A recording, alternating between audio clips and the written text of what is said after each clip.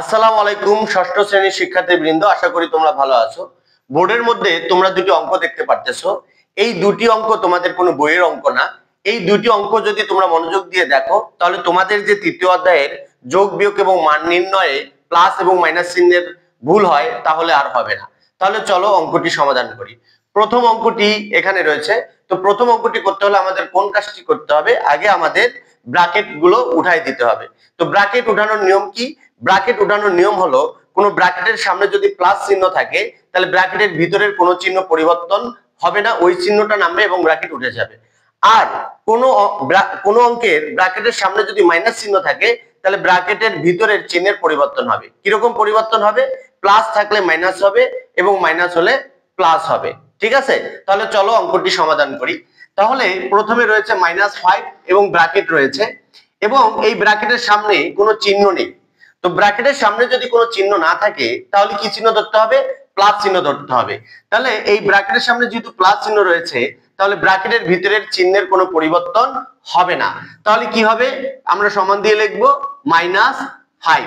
ঠিক আছে, এবার আবার খেয়াল করে দেখেন +7, এই ব্র্যাকেটের বাইরে কি রয়েছে? প্লাস আছে। তাই প্লাস থাকলে ব্র্যাকেটের ভিতরের চিহ্নের কোনো পরিবর্তন হবে না। তাহলে এখানে কি আছে? +7। তাহলে আমরা এখানে +7 এ নামিয়ে নেব। এরপরে এখানে দেখেন এই ব্র্যাকেটের সামনে কি রয়েছে? মাইনাস চিহ্ন রয়েছে। তা আমি কি বলেছি? ব্র্যাকেটের বাহিরে যদি মাইনাস চিহ্ন থাকে তাহলে ব্র্যাকেটের ভিতরের চিহ্ন পরিবর্তন হয়। কিরকম পরিবর্তন হয়? প্লাস থাকলে মাইনাস হয়, মাইনাস থাকলে প্লাস হয়। তো যেহেতু ব্র্যাকেটের বাহিরে মাইনাস রয়েছে আর ব্র্যাকেটের ভিতরের চিহ্নটা পরিবর্তন হবে। এখানে মাইনাস রয়েছে, পরিবর্তন হয়ে প্লাস হবে, তারপরে কি হবে? 10 হবে। ঠিক আছে, আবার খেয়াল করে দেখেন এই -9, এর ভিতর ব্র্যাকেট আছে, ব্র্যাকেটের বাইরে প্লাস, তাহলে চিহ্নের কোনো পরিবর্তন হবে না, -9 হবে। আবার +2, এর ব্র্যাকেটের বাইরে কি মাইনাস, তাহলে ব্র্যাকেটের ভিতরের চিহ্ন কি হবে? পরিবর্তন হবে। প্লাসটা কি হবে? এখানে -2 হবে। এবার আমাদের প্রথম কাজ হবে যে কতগুলো অঙ্কের সামনে মাইনাস রয়েছে এবং কতগুলো অঙ্কের সামনে প্লাস রয়েছে। প্রথমে মাইনাসটা, 5 এর সামনে মাইনাস, 9 এর সামনে মাইনাস এবং 2 এর সামনে মাইনাস রয়েছে। তাহলে এখানে আরেকটা নিয়ম কি? একাধিক অঙ্কের সামনে যদি একই চিহ্ন থাকে, চিহ্ন সেটাই নামে এবং অঙ্কগুলো প্লাস করতে হয়। তাহলে কি? এটার সামনে মাইনাস, এটার সামনে মাইনাস, এটার সামনে মাইনাস, তাহলে আমি চিহ্নটা মাইনাস দিব এবং অঙ্কগুলোকে আমি যোগ করব। তাহলে 5 আর 9 14, 14 আর 2 কত? 14, 15, 16, তাহলে কি হবে? এখানে -16। এরপর দেখেন এই 7 এর সামনে প্লাস রয়েছে এবং 10 এর সামনে প্লাস রয়েছে, তাহলে চিহ্নটা আমি প্লাস দিব, অঙ্ক দুইটাকেও আমি প্লাসে করব। তাহলে 10 আর 7 যোগ করলে কত হয়? 17 হয়। এরপরের নিয়মটা কি? পরের নিয়মটা দেখেন 16 এর সামনে মাইনাস রয়েছে এবং 17 এর সামনে প্লাস রয়েছে। একটি অঙ্কের সামনে প্লাস আর একটি অঙ্কের সামনে যদি মাইনাস থাকে তাহলে আমাদের মাইনাস করতে হবে এবং বড় অঙ্কের যে চিহ্ন সেই চিহ্নটা আমাদের উত্তরের সময় নামবে। কিন্তু কোন সময় যদি উত্তরে প্লাস নামে তাহলে প্লাস চিহ্নটা দেওয়ার প্রয়োজন নেই। এখন 16 এবং 17, একটার সামনে মাইনাস, একটার সামনে প্লাস। এখন 17 থেকে যদি আমরা 16 বাদ দিই তাহলে কত হয়? 1 হয়। এবং বড় অঙ্ক কোনটি? প্লাস। তাহলে এখানে প্লাস চিহ্ন আমি নামিয়ে আপনাদের বোঝানোর চেষ্টা করতেছি যে সামনে উত্তরে প্লাস চিহ্ন নেমেছে। কিন্তু যেহেতু কোনো অঙ্কের সামনে যদি প্লাস চিহ্ন কোনো চিহ্ন নাও থাকে তাহলে প্লাস চিহ্নই ধরতে হয়, তাহলে এখানে প্লাস চিহ্ন নামানোর প্রয়োজন নেই। আশা করি বুঝতে পেরেছেন। এবার আসুন দ্বিতীয় অঙ্কটা। তো আবার দ্বিতীয় অঙ্কটা যদি আমরা সমাধান করি তাহলে সেম ভাবে আমাদের ব্র্যাকেট চিহ্নটা উঠাই দিতে হবে। প্রথমে কি রয়েছে? 90, 90 এর মধ্যে কিন্তু কোনো ব্র্যাকেট নেই, তাহলে আমাদের কি করতে হবে? 90 নামাতে হবে।